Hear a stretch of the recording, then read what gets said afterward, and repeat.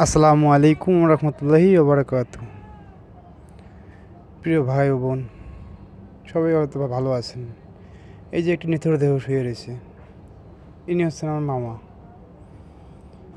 তিনি হালকা একটু অসুস্থ ছিলেন, তো সে তার রুমে গিয়ে তার একজন আত্মীয় শুয়ে রাখছে। সকালবেলা সে নিথর দেহ হয়ে ঘর থেকে বাইরে হয়েছে।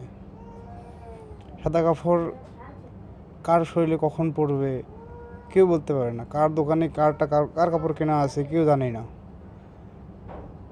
বিশেষ করে একটা জিনিস, এই মাসেই শোকের মাস হিসেবে আমার মনে হয় একজন না একজন চলে যাচ্ছে। এই আসার সিরিয়াল আছে, যাওয়ার সিরিয়াল নেই।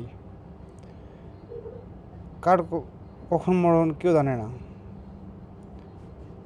আমরা সময় থাকতে চিন্তা করি না। অনেকেই তাকে দেখতে আসছেন, কাল সে জীবিত, আজকে সে মৃত। কার মরণ কোনখানে কেউ জানি না। আমাদের সময় থাকতে, নিঃশ্বাস থাকতে অনেক ক্ষমতা, অনেক জনবল।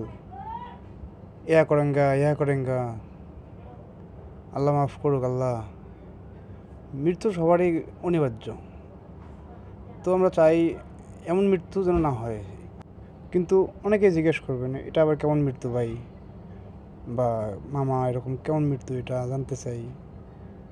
ওনার স্ত্রী বাড়িতে গেছিলেন, অনেকেই ডাকছে, উনি আসেনি, উনি অনেক ব্যস্ত।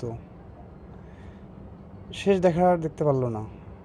স্বামী কী জিনিস এখন চিনতে পারবে, বুঝতে পারবে, এখন হাড়ে হাড়ে বুঝতে পারবে।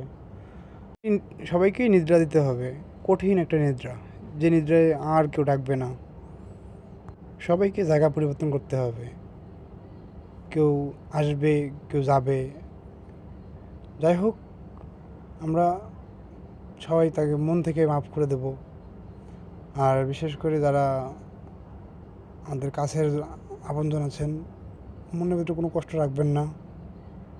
আল্লাহ যেন তারা জান্নাত নসিব করেন। আর একটা জিনিস, আমরা মনের ভিতরে কোনো দিন কষ্ট রাখবো না।